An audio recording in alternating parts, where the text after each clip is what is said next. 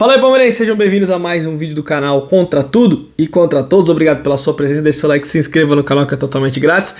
Seguinte, eu queria aqui falar sobre o Everton, e principalmente sobre o Everton e também sobre o Abel Ferreira. Uma das coisas que estão acontecendo nas últimas semanas, eu digo, né, desde a final da Supercopa, algumas coisas que a torcida vem comentando, não são todos, né, mas são alguns. Eu queria deixar meu ponto de vista sobre o Abel e sobre o Everton. Começando sobre o Abel, eu vejo muita gente comentando de forma até pejorativa, né, que o Abel é pardal, que o Abel é burro, que ele inventa as coisas, que ele tá prejudicando o futebol do Palmeiras, tudo. Eu acho que quando você faz uma crítica construtiva, você pontua algumas coisas, eu acho que todo mundo você pode pontuar críticas. Por exemplo, eu falei esses dias num grupo que o Guardiola escalou 4 zagueiros para jogar pelo Manchester City num jogo lá contra o Everton. Ele colocou 4 zagueiros, ele colocou o Stones na direita, colocou o Rúben Dias, colocou a Ake na esquerda e o Akanji. Então, assim, o Guardiola jogou com 4 zagueiros. E o Abel, ele vem fazendo esse esquema de 3 zagueiros e tudo. Eu acho que a formação legal do Palmeiras ali, sempre com 3 atacantes, acho que é uma coisa que flui bem.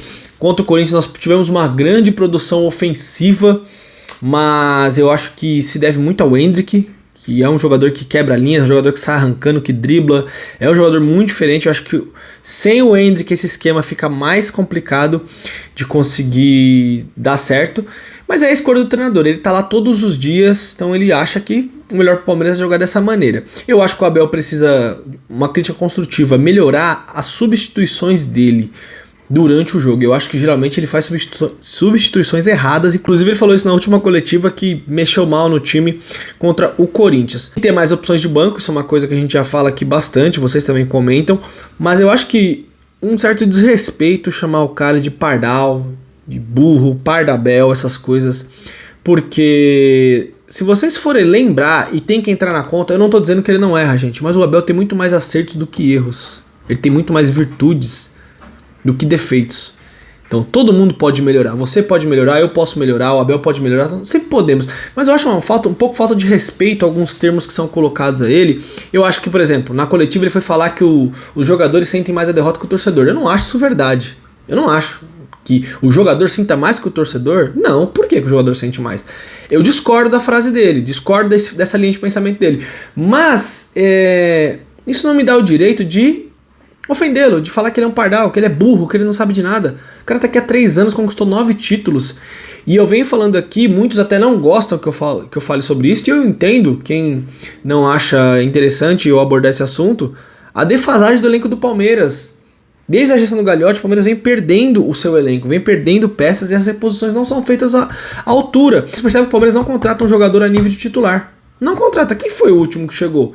Então, isso é uma coisa que a gestão tem que melhorar, entre acertos e erros. E isso melhora a condição de trabalho do Abel Ferreira também. Então, o cara, 3 anos, 9 títulos. Será que algumas críticas não são exageradas a ele? Então, gostaria de passar a minha opinião. Eu acho que é um exagero bem grande.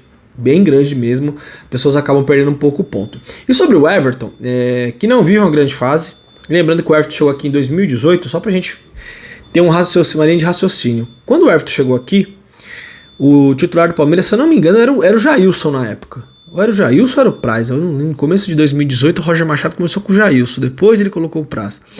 Pois bem, o Praz era um jogador que estava mais consolidado nos últimos anos. Depois que o Praz teve aquela lesão, em 2016, o Jailson assumiu o gol, o Praz não teve mais aquele brilho que ele tinha anos anteriores. Ele continuou sendo um bom goleiro, continuou fazendo defesas importantes, pegando pênaltis e tal. Só que ele não era mais aquele goleiro que jogou em nível até 2015, né? Até 2015 ali, acho que o Praz era o melhor goleiro do Brasil, tanto é que ele foi convocado para as Olimpíadas, lembram? Só que ele acabou se machucando e o Everton foi no lugar dele.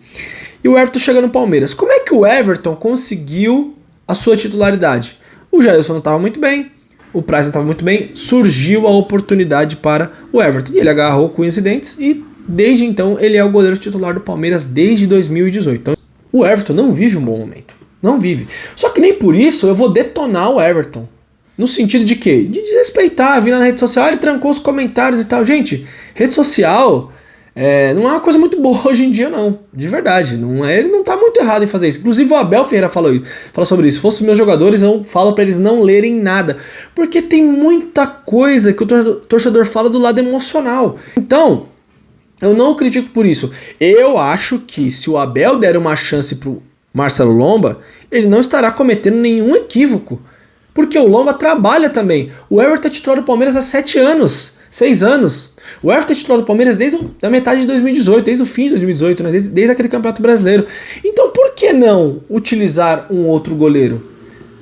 O Everton não é o dono da posição, mas eu acho que queimar o jogador, tipo, manda embora esse frangueiro, esse Tiranossauro Rex, esse goleiro horroroso, ele não tá numa boa fase, gente. O Marcos já teve fase ruim, o Diego Cavalieri já teve fase ruim, Rogério Ceni teve fase ruim, o Cássio direto tem fases ruins. Então são coisas que nós temos que saber administrar. O Everton vai voltar à grande fase? Eu espero que sim. Só que eu acho que se a pressão estiver grande sobre ele parece estar sentindo a pressão, ele deveria ir pro banco. E não há mal nenhum nisso. E eu não acho ele um péssimo goleiro porque eu quero que ele vá pro banco. Mas eu acho que também já pegar muito pesado. Lembrando, ele falhou, foi um frango contra o Corinthians, foi um frango, foi uma falha grande. É difícil ver na várzea esse tipo de lance. Mas não podemos acabar com a carreira do cara porque o cara construiu muita coisa aqui no Palmeiras. Muita coisa. Ele é um jogador importante, tem diversos títulos. Não tem que jogar por gratidão. Não tem que jogar, tem que estar atuando em bom nível. E se não estiver em bom nível, o Lomba tem que ter oportunidade sim. Mas eu acho que a gente deveria respeitar um goleiro que já fez muito pelo Palmeiras e não vive uma boa fase. Pode ser, gente, que o Everton recupere a sua boa fase e continue jogando na média que ele jogou nos últimos anos. Tomara que isso aconteça. E pode ser também um declínio técnico. Pode ser que o Everton não atinja mais o nível que ele atingiu antes. Como aconteceu com o Fernando Praz e como aconteceu com tantos outros goleiros. Então, se um jogador entrar em má fase, eu acho que a gente não precisa detonar e acabar com o cara. Eu acho que a gente deve respeito, gratidão pelo que foi feito, sim. O cara não pode ser titular pelo que ele fez. Ele tem que continuar atuando em grande nível. Então, se o Everton voltar a atuar no sábado e continuar e for bem, ele merece continuar. Senão, ele tem que sair do time sim, porque nenhum titular ali deve ter vaga cativa.